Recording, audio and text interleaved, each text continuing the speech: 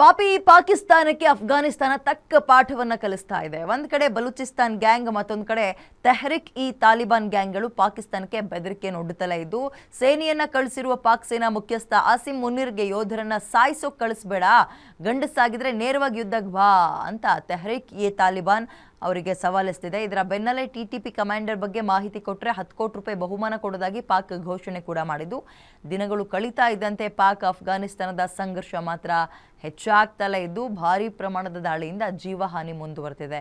ಬಾಲ ಬಿಚ್ಚುತ್ತಾ ಇರೋ ಪಾಕಿಸ್ತಾನಕ್ಕೆ ತಕ್ಕ ಪಾಠವನ್ನ ಕಲಿಸಬೇಕು ಅಂತ ಪಾಕ್ಗೆ ಬೆದರಿಕೆ ಮೇಲೆ ಬೆದರಿಕೆಯನ್ನ ಹಾಕ್ತಾ ಇದ್ದು, ಪಾಕ್ ಸೇನಾ ಮುಖ್ಯಸ್ಥನಿಗೂ ಕೂಡ ಈಗ ಸವಾಲ್ ಹಾಕಿದ್ದಾರೆ.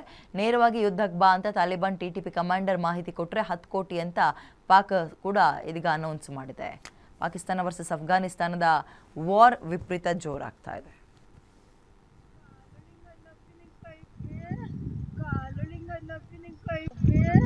ಕಾಲುಲಿಂಗ